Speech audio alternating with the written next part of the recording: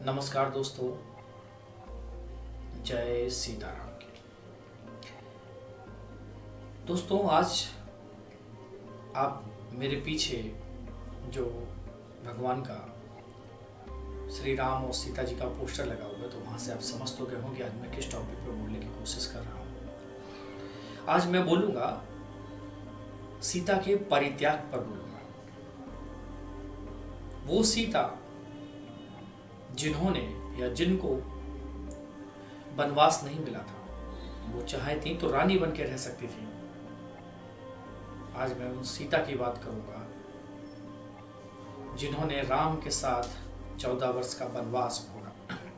और वनवास ही नहीं भोगा, कितना कष्ट होगा आज हम उनकी बात करेंगे। उस परित्याग की बात करेंगे कि भगवान के साथ होने पर भी तो भगवान क्या एक मानक स्थापित करना चाह रहे थे आने वाले समाजों के लिए, आज हम उसकी बात करें। जैसा कि आपको पता है कि अयोध्या का जो सिंहासन था वो इक्ष्वाकु से शुरू होता है, इसलिए उसको नाम इक्ष्वाकु वंश कहते हैं। इक्ष्वाकु से लेकर भरत, दिलीप, सगर और भागीरथ जैसे महान राजा हुए,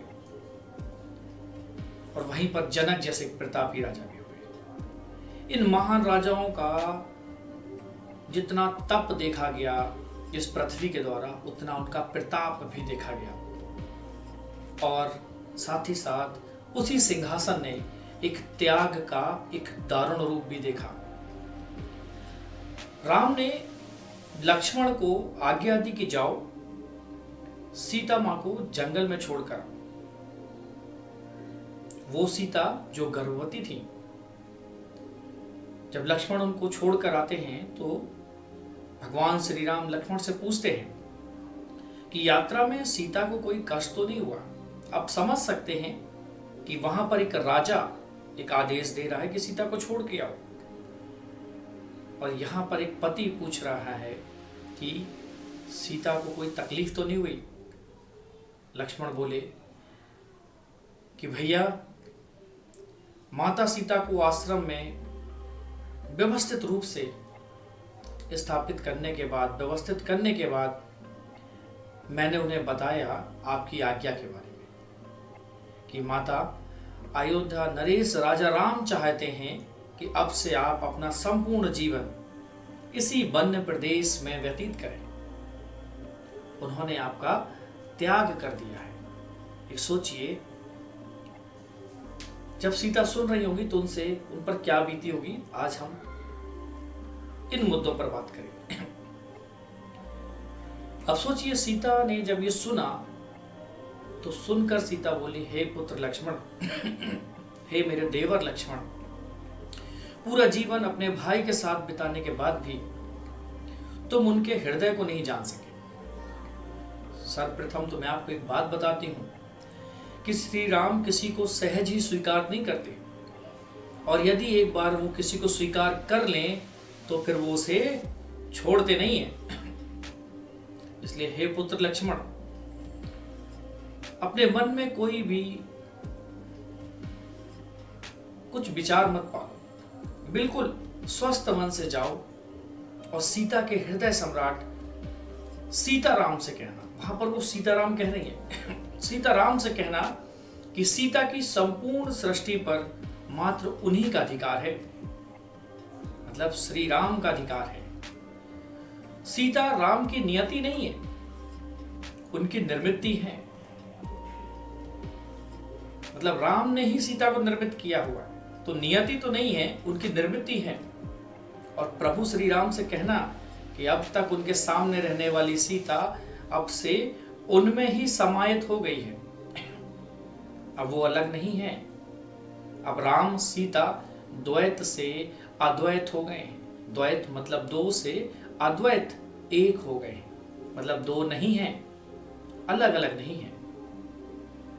तो चलिए थोड़ा सा समझते हैं कि सीता परित्याग की पृष्ठभूमि क्या थी, राम की मनोदशा क्या थी, और उस समय अयोध्या के समाज की मनोदशा क्या थी। थोड़ा इसको मैं बहुत हल्के संदर्भों में बात करती हूँ। जैसे कि एक दुर्मुख नाम का धोबी था और उसकी पत्नी की लड़ाई हो गई। आपस में। जब ये लड़ाई भगवान राम के सामने आई तो दुर्मुख बोला कि महाराज, मैंने इसे पीटा क्योंकि यह मेरी जानकारी के बगैर पूरे दिन घर से बाहर रही और उल्टा ये मुझसे अजीब अजीब सी बातें कर रही थी। वो अजीब सी बातें क्या थी, आइए जानते हैं। थोड़ा ध्यान से सुनिएगा कि तुम श्री राम से अधिक बड़े, अधिक समझदार और अधिक सक्षम तो नहीं हो कि उनकी पत्नी भी उनकी जानकारी के बगैर पूरे 1 साल उनसे दूर रही और इसके बाद भी उन्होंने उन्हें ससम्मान स्वीकार कर लिया। तो प्रजा का धर्म है कि वह अपने राजा के आचरण को अपना कर अपने परिवार में शांति का वातावरण बनाए। मतलब दुर्मुख की पत्नी दुर्मुख से कह रही है, धोबी से कह रही है, तो फिर वहां पर वो आगे और कहती कि उल्टा तुम मुझ पर संदेह कर रहे हो, मुझे प्रताड़ित कर रहे हो, ऐसा वो धोबी की पत्नी बोली। वो आगे भी कहती है कि यदि पत्नी का एक दिन घर से दूर रहना अधर्म या पाप की श्रेणी में आता है तो क्या धर्म और मर्यादा के प्रतीक सम्राट राम अपनी पत्नी सीता को स्वीकार करते? धोबी बोला, इस प्रकार की बातें सुनकर मुझे क्रोध आ गया और मैंने उसे पीट दिया। धोबी बोला कि महाराज, मैं राम नहीं हूं जो अपनी आंखों से देखी मक्खी को निगल जाऊं। क्षमा करें महाराज, स्त्री परिवार का आभूषण होती है, वह कुल की मान मर्यादा का प्रतीक होती है। उसके चरित्र को शंका के दायरे में लाया जाए या उसका चरित्र शंका के दायरे में अगर आता है तो वह पूरे कुल को कलंकित कर देती है। ऐसा वो धोबी भगवान श्री राम से कह रहा है। धोबी का कथन सुनिए कि कह रहा है धोबी कि कलंक को स्वीकार करना राम का धर्म हो सकता है, किंतु यह जरूरी नहीं है कि वह अपने राज्य का भी धर्म हो जाए। मेरी स्त्री राम और सीता के आचरण का अनुकरण कर उसे ही धर्म माने, यह मेरे लिए तो अधर्म है। जरूरी नहीं कि यह मेरे लिए धर्म हो, इसलिए मैं इसे स्वीकार नहीं कर सकता। ऐसा धोबी बोलता है और कहता है कि हे राम, मैं अपनी पत्नी का यहां पर त्याग कर रहा हूं। हे महाराज, आपको भी सीता का त्याग करना चाहिए। अब यहां पर धोबी देखिए क्या कह रहा है, हे महाराज, हे राम, आपको भी सीता का परित्याग करना चाहिए ताकि समाज के अन्य वर्गों में इस प्रकार के व्यवहार को अपनाने की प्रवृत्ति ना बढ़े। अब भरी सभा में श्री राम अपनी प्राण प्रिय सीता पर, जो तन मन वचन से पूर्णतः शुद्ध है, जिसे श्री राम अपने प्राणों की गहराई से जानते हैं, जिसके लिए किसी भी प्रमाण की आवश्यकता नहीं है, फिर भी जिसने अग्नि परीक्षा भी दी और अपनी शुद्धता और अपने सत्यत्व का प्रमाण भी दिया, उसके चरित्र पर इन आरोपों से श्री राम को बहुत पीड़ा होती है और अपनी प्राण प्रिय सीता के चरणों पर चोंच मारने के अपराध में ही इंद्र के पुत्र जयंत की, जिस राम ने पल भर में आंख फोड़ दी थी, 1 लाख पूत और 1.25 लाख नाती वाले सर्वशक्तिमान रावण को उसके समूचे वंश के साथ नष्ट कर दिया, उसको मिट्टी में मिला दिया था।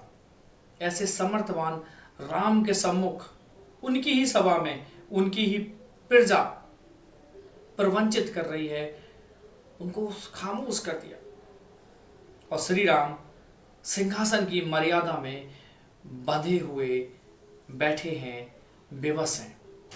आप उस मनोदशा को समझने की कोशिश करिए जो मैं अपने सभी व्यूअर्स को समझाने की कोशिश कर रहा हूं। जितना मैंने रामचरितमानस और वाल्मीकि रामायण को पढ़ा और समझा है, उसके आधार पर मैं ये कुछ अपने शब्दों में समझाने की कोशिश कर रहा हूं।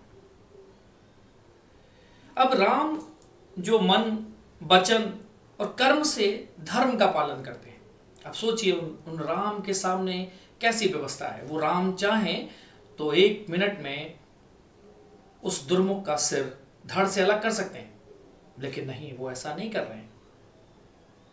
और सामाजिक पतन का कारण बताया जा रहा है। कौन बता रहा है? वो दुर्मुख, वो धोबी। और धोबी अपनी प्रजा को देखा जाए तो रिप्रेजेंट करने की कोशिश कर रहा है। तो राम अपनी प्रजा के द्वारा ही प्रताड़ित किए जा रहे हैं। निर्दोष और निष्कलंक जानकी को स्वीकार करने को उनकी अपनी अयोध्या एक विकार के रूप में देख रही है। यहां पर कुछ ऐसा प्रतीत हो रहा है।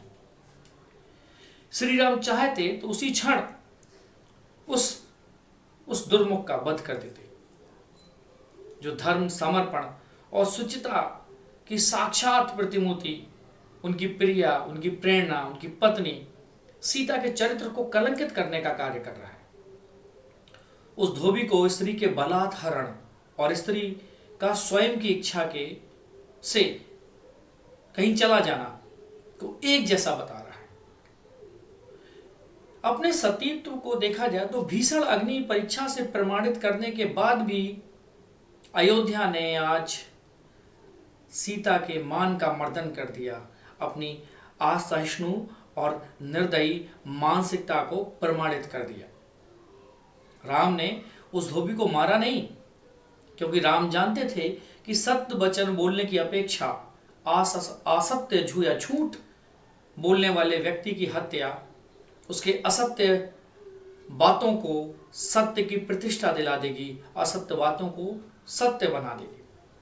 और असत्य जब सत्य की प्रतिष्ठा पा लेता है ना, तब वह मात्र व्यक्ति ही नहीं बल्कि समूचे राष्ट्र, संस्कृति और सभ्यता के क्षरण का कारक हो सकता है, सभ्यता को नष्ट होने का कारण हो सकता है। राम जानते थे कि राज्यसभा में शस्त्रों का प्रयोग नहीं किया जाता, राज्यसभा में शास्त्रों का प्रयोग किया जाता है।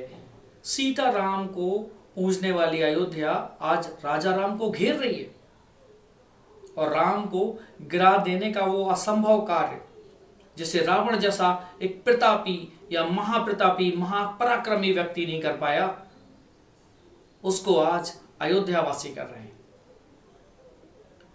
तो राम से जो व्यक्ति न्याय के लिए आया था, किंतु उसी ने राम के ऊपर आरोप लगा दिए और राम को ही दोषी बता दिया। आप सोचिए कि राम से जो व्यक्ति न्याय की उम्मीद लगा के आया था कि राजा राम न्याय करेंगे, उसी ने राम के ऊपर ही आरोप लगा दिए, राम को ही दोषी कह रहा है। अब सोचिए, इस स्थिति में राम न्याय करते भी तो कैसे? तो दशानन रावण ने भी सीता को राम से अलग करने का प्रयास किया था, लेकिन राम ने रावण के अस्तित्व को ही समाप्त कर दिया और उसे धूल में मिला दिया था। किंतु आज तो जैसे अयोध्या ने ही रावण का रूप रख लिया था। रावण शक्ति के बल पर सीता को राम से छुड़ा कर ले जाना चाहता था, और अयोध्या अपनी भक्ति के दम पर राम को सीता को छोड़ने के लिए कह रही है। अब राम क्या करेंगे? दोस्तों, अगर आपको पहला पार्ट अच्छा लगा हो, जितने भी लोगों ने इस पार्ट को देखा हो, तो दूसरा पार्ट जरूर देखिएगा। वहां पर हम बात करेंगे कि अब राम क्या करेंगे, राम के मन में क्या दशा है, मनोदशा क्या है, और अयोध्यावासी क्या सोच रहे हैं। तो सीता का परित्याग की पृष्ठभूमि क्या थी, राम की मन की दशा क्या थी, अयोध्या वासियों की मन की दशा क्या थी, इसको लेकर मैं अपने विचारों को आगे बढ़ाऊंगा। अगर आपको ये पसंद आए तो इसे लाइक, कमेंट और शेयर भी करें, और साथ ही साथ इस चैनल को सब्सक्राइब भी करें। नमस्कार। जय हो सीताराम।